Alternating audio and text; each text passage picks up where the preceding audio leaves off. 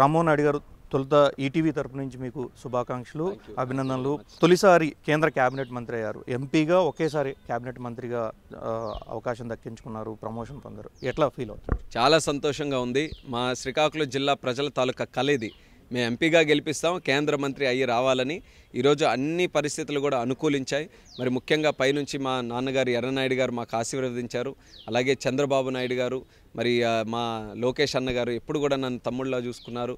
పవన్ కళ్యాణ్ గారు, మోదీ గారు తాలూకా సహకారం, మా శ్రీకాకుళం జిల్లా ప్రజల ఆశీర్వాదం, మరి మా బాబాయ్ అచ్చెన్నాయుడు గారి తాలూకా కృషి, ఆయన తాలూకా బలం, అలాగే మా అమ్మగారు, మా సతీమణి అందరూ కూడా, మా కుటుంబ సభ్యులు అందరి తాలూకా కోరిక ఉండింది. ఇది రాష్ట్ర ప్రజల తాలూకా కోరిక, అది నిజమైనందుకు నాకు చాలా ఆనందంగా ఉంది.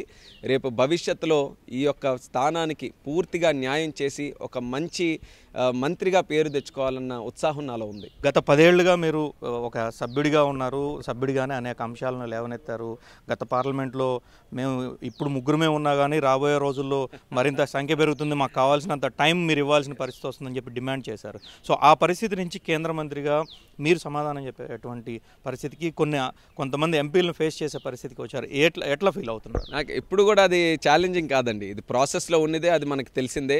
మేము గతంలోనే అనుకున్నాం, ఈరోజు ఈ 3 ఎంపీల స్థానంలో ఉన్నాం, మనం ఏ రకంగా పోరాటం చేస్తున్నామో గ్రౌండ్ లెవెల్లో మనకు తెలుసు. కాబట్టి ఈసారి ప్రజలు తెలుగుదేశం, జనసేన, బీజేపీతో నిలబడతారు, ఆశీర్వదిస్తారు, ఈసారి మంచి మెజారిటీతో గెలిపిస్తారన్న విశ్వాసం నాకు ఎన్నికలకు ముందే ఉండింది. అందుకే పార్లమెంట్లో నేను చెప్పాను, మీరు 2 నిమిషాలకి మాకు పోట్లాడే పరిస్థితికి తీసుకొని వచ్చారు, రేపు భవిష్యత్తులో మాకు ఆ పరిస్థితి ఉండదండి, ఇప్పటికైనా ఒక 2 నిమిషాలు ఇవ్వండి అని అప్పుడు అడిగాను.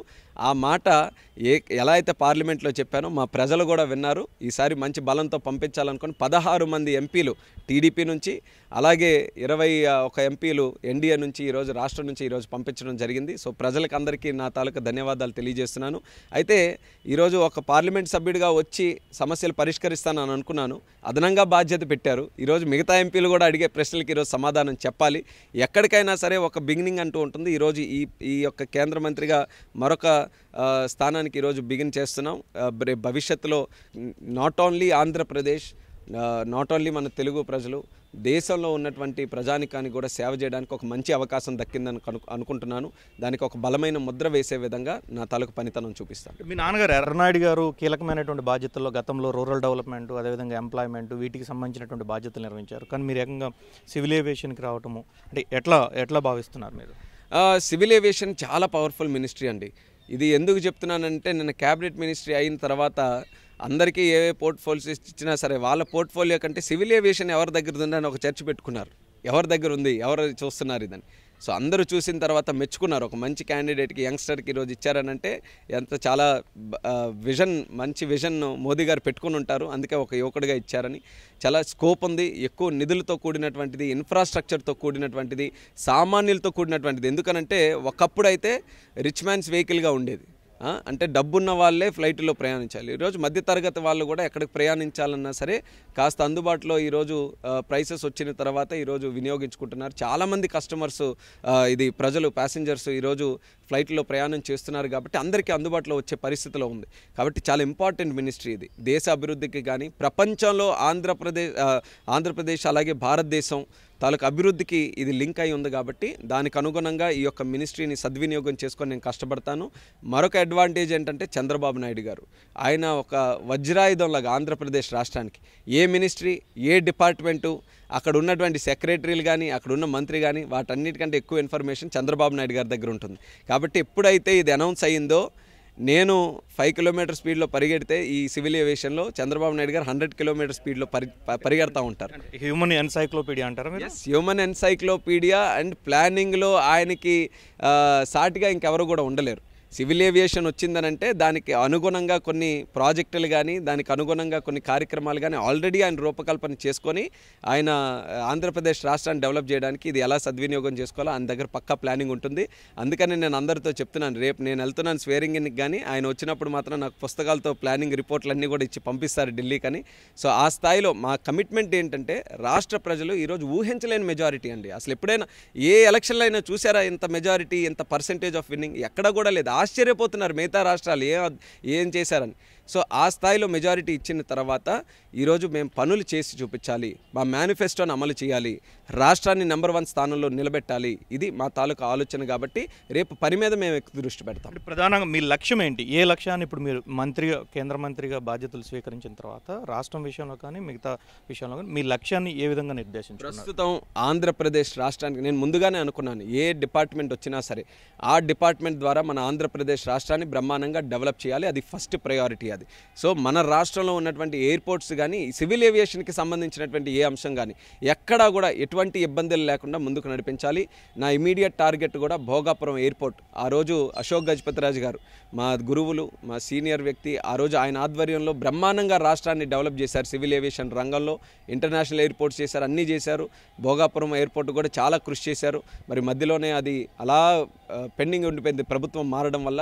దాన్ని ఇమీడియట్గా టాప్ ప్రయారిటీగా తీసుకొని రికార్డ్ టైంలో భోగాపురం ఎయిర్పోర్ట్ని కంప్లీట్ చేసి ఫ్లైట్ ల్యాండ్ చేయాల్సింది, అది టాప్ ప్రయారిటీగా తీసుకున్నాం. మిగిలిన ఎయిర్పోర్ట్స్ కూడా విజయవాడ కానీ, తిరుపతి కానీ, రాజమండ్రి, కర్నూలు, కడప, ఇలా చాలా డిఫరెంట్ స్టేజెస్లో ఎయిర్పోర్ట్స్ ఉన్నాయి. అవన్నీ కూడా డెవలప్ చేయాలి. అది one of the top priorities. అలాగే దేశ స్థాయికి వచ్చేసరికి ఒక బలమైన ముద్ర రామ్మోహన్ నాయుడు ఈ మినిస్ట్రీని తీసుకొని చేశాడనంటే చరిత్రలో గుర్తుండిపోయే విధంగా కార్యక్రమాలు చేయాలని, ఒక ఇన్స్పిరేషన్గా ఈ యొక్క మినిస్ట్రీని తీసుకొని రావాలని అది కూడా ఒక ఛాలెంజ్గా పెట్టుకున్నాను. సో స్టేట్ ఒకటి, దేశంలో కూడా ఈ యొక్క మినిస్ట్రీ తాలూకా శక్తి ఏంటో, పొటెన్షియల్ ఏంటో ప్రజలకి చూపించాలి. అలాగే మోదీ గారు నాకు ఇచ్చిన బాధ్యత కూడా నిరూపించుకోవాలని అది కూడా ఒక ప్రయారిటీగా పెట్టుకొని పనిచేస్తాను. గతంలో 2014 నుంచి 2018 వరకు సివిల్ ఏవియేషన్ మినిస్టర్గా ఉన్నటువంటి అశోక్ గజపతిరాజు గారు తనదైనటువంటి ఒక ముద్ర వేసుకున్నారు. అంటే ఉడాన్ స్కీమ్ కావచ్చు, అదేవిధంగా ప్యాసింజర్స్ని అధికారులకు చేరువ చేయడం కావచ్చు, రకరకాల యాప్స్ తీసుకురావడము, ఈ విధంగా తీసుకొచ్చారు. సో మీకు ఉన్నటువంటి ఆలోచన ఏంటి? ఇలానే కస్టమర్స్ని కూడా టాప్ ప్రయారిటీగా తీసుకొని, ప్యాసింజర్స్ని టాప్ ప్రయారిటీగా తీసుకొని వాళ్ళకి సేఫ్టీ, సెక్యూరిటీ, సాటిస్ఫాక్షన్ ఇలాంటి విషయాల్లో మాత్రం ఎక్కడా కూడా డీవియేషన్ లేకుండా పనిచేయడానికి మినిస్ట్రీ తరపున మేము అన్ని సహాయ సహకారాలు కూడా అందిస్తాం. అలాగే మీరు అన్నట్టుగా ఉడాన్ స్కీమ్ లాంటిది ఇంకా సామాన్యులకి ఫ్లైట్ ట్రావెల్ని కనెక్ట్ చేయడానికి కానీ, చిన్న చిన్న నగరాల్లో కూడా ఆ కనెక్టివిటీని అందించడానికి కానీ, అది కూడా భవిష్యత్తులో, ఎందుకనంటే దీని మీద ఇంకా పట్టు రావాలి. పెద్ద మినిస్ట్రీ ఇది, వాస్ట్ మినిస్ట్రీ, ఇంటర్నేషనల్ లెవెల్లో కనెక్ట్ అయినటువంటి మినిస్ట్రీ కాబట్టి కొన్ని రివ్యూ మీటింగ్లు కూడా పెట్టుకొని ఒక విజన్తో, ఒక ప్లానింగ్తో దీన్ని ఖచ్చితంగా ముందుకు చేస్తాం. ఒక మార్క్ వదిలే విధంగా ఒక మంచి స్కీమ్ను కూడా తీసుకొని రావడానికి నా వంతుగా ప్రయత్నం చేస్తాం. ఆంధ్రప్రదేశ్ రాష్ట్రం 5 సంవత్సరాలు వైఎస్ఆర్ కాంగ్రెస్ పార్టీ పరిపాలన తర్వాత మనకి ఇక్కడ ఉన్న 30 మినిస్టర్లు అంటున్నాం కదా, 30 మినిస్టర్లు మనకు అవసరమే రాష్ట్రానికి. అలాగని 30 మినిస్టర్లు మనం తీసుకోలేం కదా. ఏ మినిస్ట్రీలు ఇచ్చినా మిగతా మినిస్ట్రీలతో మనం కోఆర్డినేట్ చేసుకోవాలి. అది ఈరోజు సివిల్ ఏవియేషన్ మినిస్ట్రీ ఉన్న దీని తరపున మనం రాష్ట్రానికి న్యాయం చేస్తాం. మిగిలిన మినిస్టర్స్తో కూడా మనం కోఆర్డినేట్ చేసుకుంటాం. ఏ సమస్యలు ఉన్నాయో ఆ మినిస్టర్స్ తాలూకా సహకారం తీసుకొని. వన్ బిగ్ అడ్వాంటేజ్ ఏంటంటే మనకున్న పొజిషన్ వల్ల చాలా గౌరవం ఈరోజు ఎన్డీఏ నుంచి లభిస్తుంది. మోదీ గారు కూడా చాలా పెద్ద ఎత్తున ఆంధ్రాకి ఏదో చేయాలన్నటువంటి కుతూహలంతో ఉన్నారు. రేపు స్వేరింగ్ ఇన్ సెరమనీకి కూడా ప్రధానమంత్రి గారు రాబోతున్నారు. ఎందుకు? ప్రజలకు కూడా ఒక నమ్మకం, అంటే ప్రధానమంత్రి కూడా మీ రాష్ట్రంతో ఉన్నాడు, మీ ముఖ్యమంత్రితో ఉన్నాడు, మీ సమస్యల మీద ఒక దృష్టి పెడతాడు అనే నమ్మకం కల్పించడానికి ఆయన కూడా ఉన్నారు. కాబట్టి ఈరోజు ఈ మినిస్ట్రీ మనకున్న మిగిలిన డిపార్ట్మెంట్స్ని కూడా సద్వినియోగం చేసుకుంటాం. నాకు కూడా వ్యక్తిగత పరిచయాలు, రిలేషన్స్ అందరితో కూడా ఉన్నాయి. అందరి మినిస్ట్రీల దగ్గరికి గతంలో కూడా చాలామంది మినిస్ట్రీలుగా చేస్తే నేను గంటల తరబడి అపాయింట్మెంట్లు తీసుకొని వాళ్ళకి కలిసి చాలా సమస్యలకు పరిష్కారం వెతికాం.